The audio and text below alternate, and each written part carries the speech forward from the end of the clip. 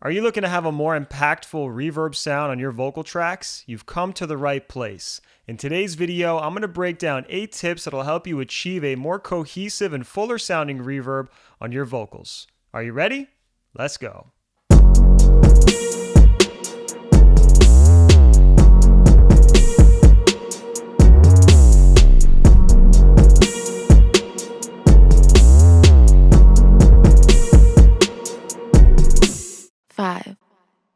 What's going on, ladies and gentlemen? This is your boy 5-Piece producer and engineer extraordinaire. We're going to talk all about vocal reverbs today, and this is something that you guys specifically have been requesting from me for a long time, and I wanted to make sure I broke this down in a step-by-step fashion, which you guys probably know me best for at this point. Now, what I'm going to talk about today is 8 vocal reverb tips. Now, you can use some of them, you can use all of them, but the way I've formatted this is basically in sequence so that you can follow it step by step. And if you aren't implementing any of these things now, I definitely encourage that by the end of this video, you open up a session and apply the knowledge right away so it sticks even better. Now, with that in mind, let's jump onto Pro Tools and I'll show you what's going on. So the first tip that I want to break down is that you should be using a send for your reverb. Now, a lot of people out there are actually taking a reverb plugin and putting it on each track that they want affected. So for example, I got 2 vocal tracks here, and they would actually put a reverb here and then another reverb here, and ultimately for every single track in a session, they would be applying a reverb. Well, the problem with that is, there's 2 problems really. The first one is you may not be able to achieve a cohesive sound amongst your different elements. They all are going to be in their own unique space with their own unique effect on it, and that might not make them sound so cohesive or blended well together. One might be super wet and affected and maybe even in a different kind of space like a hall, and then the other might be in a church. Now, this could be cool for stylistic purposes, but typically we do want our elements to sound very cohesive and very much like they're in the same space. So for that reason, it's good to use a send, and that's what I have set up here. You see I have this reverb set up with a plugin on it, and I have a reverb send or bus here that I can now send a certain amount of level to, and that'll help me create a very cohesive reverb sound amongst the elements.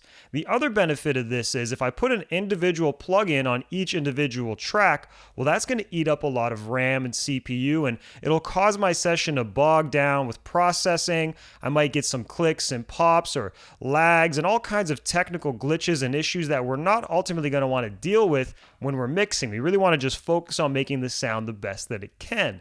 So by putting it on a send as well, I can have one instance of this reverb. I can send all the elements to it, which will make it sound cohesive. And at the same time, I'm going to reduce the amount of processing power required while achieving the effect that I ultimately want to achieve. So this is a really helpful tip. And I definitely encourage that if you're somebody who's putting individual reverbs on individual tracks, you try this approach instead. It'll be a lot lighter on your computer, and you'll definitely achieve a much more cohesive result amongst all the elements.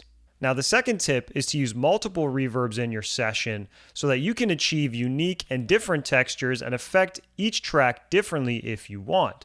Now, whenever I'm working on a track, I usually have at least 2 reverbs, and those are typically a plate. In this case, I have the EMT 140 from UAD. And I'll also have a hall. In this case, I'm using the Valhalla Vintage Verb, and I have a hall preset set up. And the logic here is the plate will be really good for vocals, and it'll be really good at keeping things up front, but adding a little bit more of this presence and plate type of texture. There's a specific texture that comes with that sound. And then I'll have the hall, and the hall will be a much more elongated type of sound. There's a longer decay time, and if I want stuff to linger, it can linger. And I like using this for different types of tracks. So for example, I might only use the plate on the leads and the main type of vocals, and then I might put the hall on stuff that I want to have more ambience and, again, that echoey delay kind of effect happening. So I might put that on my backgrounds, or maybe I'll put it on some choir vocals, or maybe I'll put it on my ad-libs. It really all depends, but I like to have access to both of these reverbs, and sometimes even more, like spring reverbs and other things of that nature, just to, again, introduce different textures and affect sounds a little bit differently. But as mentioned in point number 1, I'll always put them on a send, so that way I could just send signals to that channel and affect them each uniquely and have a lot more control over them in the process. Now, tip number 3 is to use pre-delay. Now, what pre-delay does is it's going to ultimately delay the reverb just a little bit, so that way it makes room for the dry track. And the reason why this is important is because reverb can really wash out a sound, and even though people love the texture and the ambience that it adds, it could definitely make sounds feel a little bit more background, and that's ultimately not what you want, especially on a vocal. You want that vocal to be very upfront and in your face as much as possible, but then you want to have that added benefit of having the reverb texture underneath. Now, to achieve that, I like to use the pre-delay because, again, the pre-delay will essentially delay when that reverb is heard. It essentially doesn't let you hear it right away, and what happens is it makes room for the dry vocal first. So as an example, I'm going to play this, and I'll just play with the pre-delay. I'll probably even exaggerate it a little bit more than you should, just to show you how much it can really affect the sound of the reverb and its presence on a track, and ultimately whether or not it's clouding up the vocal or making more room for it. So check this out. I know what's involved. You can tell you don't think you know it all, but you got a long way to go. You just want what you don't have, not thinking about what you do. Spend so much time focused on it instead of thinking about your next move. And me, I'm thinking about my next move. I gotta do what I gotta do. On everything I put it all on that. I got plans I'm trying to execute. Take a risk while you're still in your stew, cause you know that this isn't for you. Doing nothing yet, put it all on that. You gotta switch if you wanna show and prove. So hopefully you can hear, it's obviously a little bit more subtle, but sometimes it is extremely noticeable. And in this particular case, when I'm pushing it all the way towards the end here at 250, you know, there's a lot of space for the dry vocal. We're still getting the ambience, but of course it's adding quite a delay. So sometimes phrases are not fully getting, you know, affected the way that you would want. So of course you want to find the middle ground. I like to have at least 30 milliseconds of pre-delay, bare minimum, so that way, again, that dry vocal could come out up front and be very clear and audible, but still, again, getting that effect that we want. And as you can see here, I got the pre-delay set roughly somewhere around that, since this is 0 and this is 50. Before I continue with the next tip, I wanted to ask if you're getting value out of this video, if you like what you're seeing so far, and if you're learning something, please smash that like button. And if you haven't done so already, please subscribe to the channel and hit the bell notification so you can get notified every time I drop a new video. I drop something new every single week, always focused on helping you sound better and helping you make more money with your music. If you want help with these areas, definitely please subscribe to the channel so I can continue to do so over the coming weeks with my future content. Now, with that in mind, let's get back to this and talk about the next vocal reverb tip. Tip number 4 is to use filters to sculpt and clean up the reverb sound.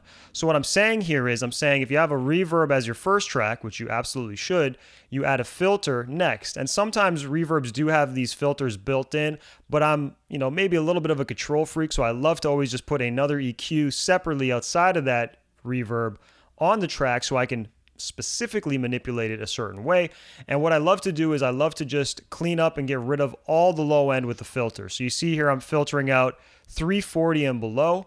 This is a really, really muddy range, this whole low end, and we don't really need that for a reverb. It's just creating a lot more mud and congestion. We really just want this presence in the middle and maybe the high end a little bit to get that texture that we want. So as an example, if I just bypass this top band first and show you what this low band sounds like. I know what's involved. You can tell you don't think you know it all, but you got a long way to go. You just want what you don't have, not thinking about what you do.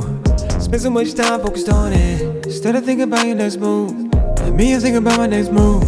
I gotta do what I gotta do. On everything I put it all on that. I got plans I'm trying to execute. It's extremely noticeable. I'm sure I don't need to emphasize that anymore. You should be able to hear how much tighter this reverb sounds just with this filter alone, right? And again, I'm filtering out upwards of 340 hertz. I find that I'll filter anywhere up to 300 to 400 on average, and I definitely encourage you to do the same, especially if you find that your reverb is muddy.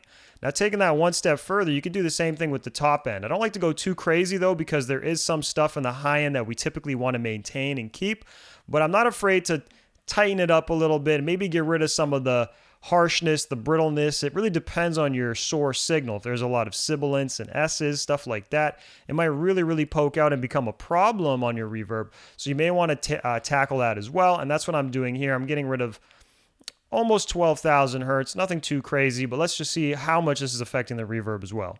I know what's involved. You can tell you don't think you know it all, but you got a long way to go. You just want what you don't have, not think about what you do.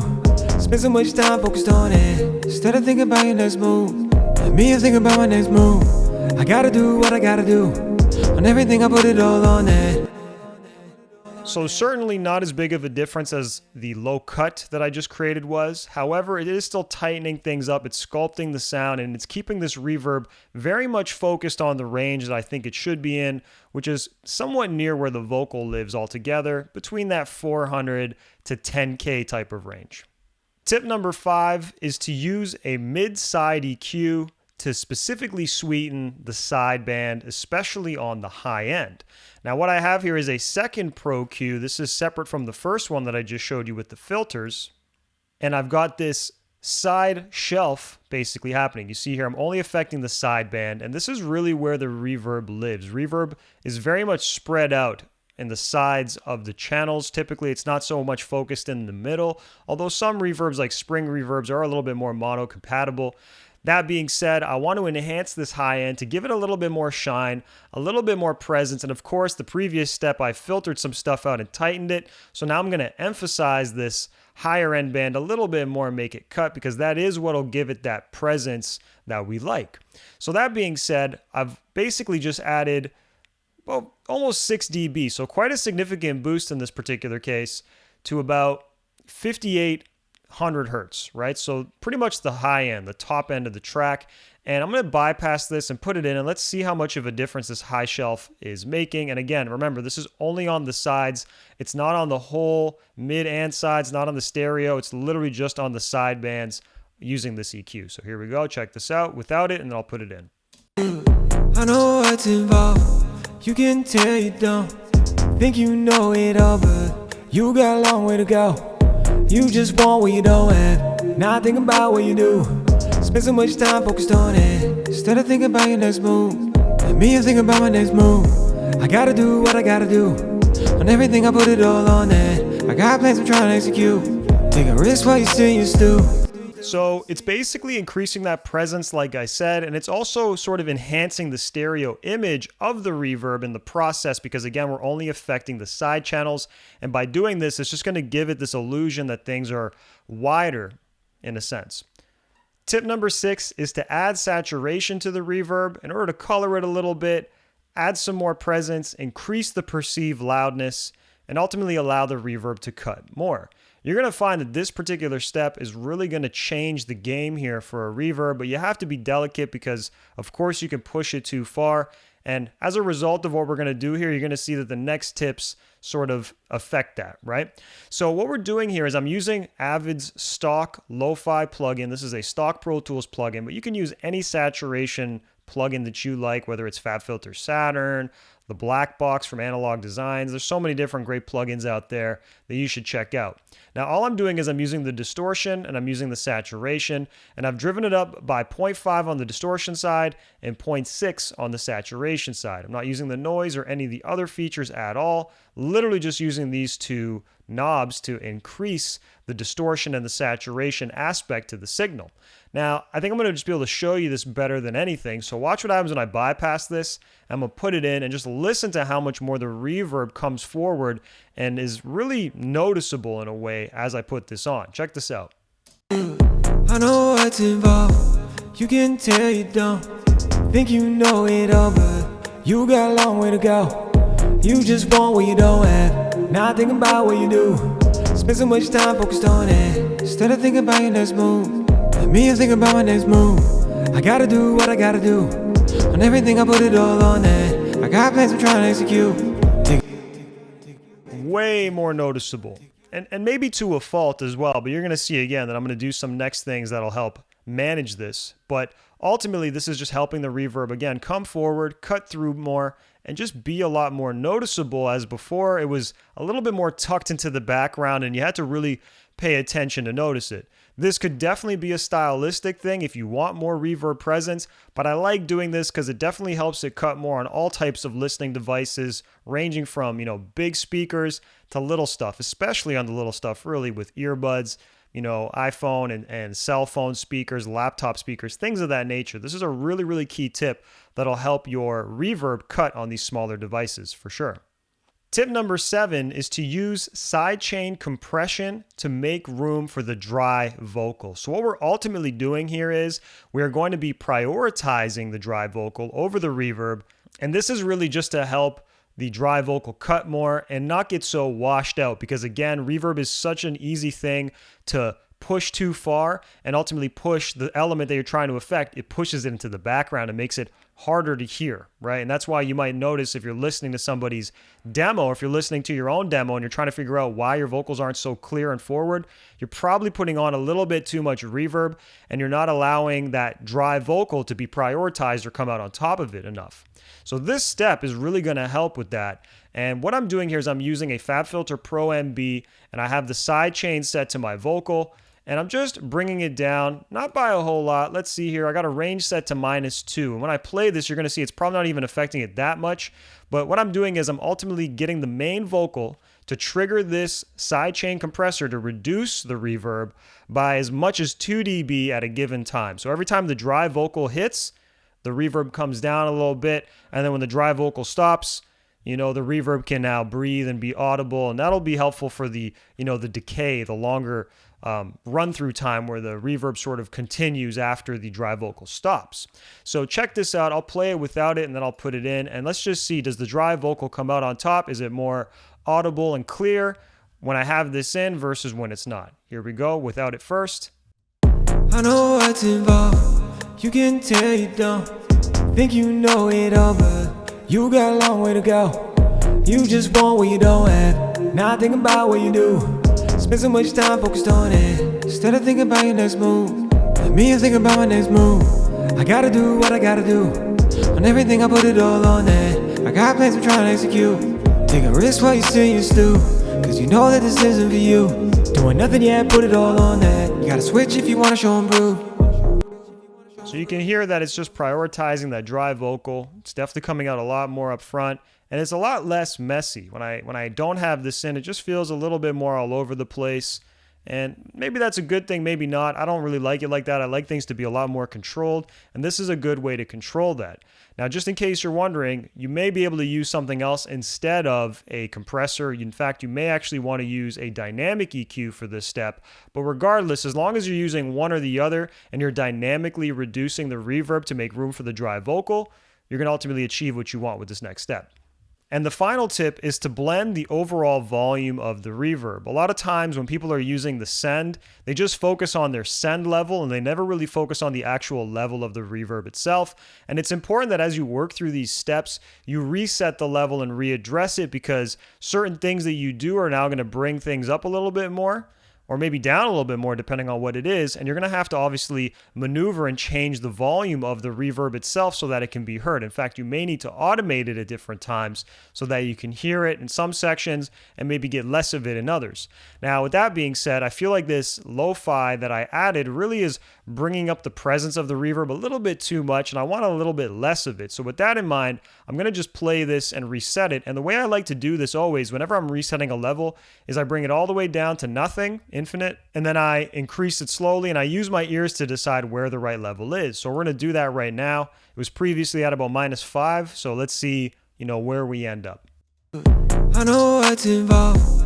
You can tell you don't think you know it all, but you got a long way to go. You just want what you don't have, not thinking about what you do. Spend so much time focused on it instead of thinking about your next move. Let me think about my next move. I gotta do what I gotta do. On everything I put it all on that. I got plans I'm trying to execute. Take a risk while you still in your stew, cause you know that this isn't for you.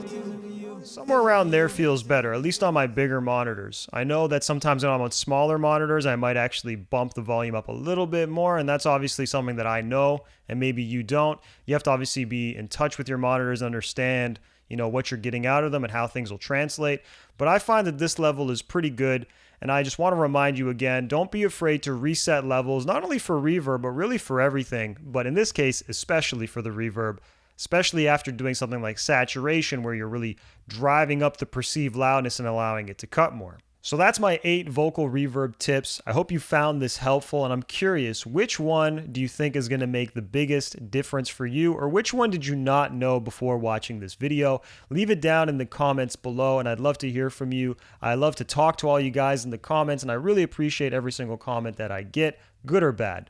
With that in mind, if you're new here, please subscribe to the channel. Hit the notification bell once again if you haven't, so you can get notified every time I drop a new video. Smash that like button if you haven't yet, so more people can see this piece of content and so that you can see more of my content as well, thanks to the YouTube algorithm. And I'm looking forward to helping you again in a future video. All right, I'll see y'all later. Peace. 5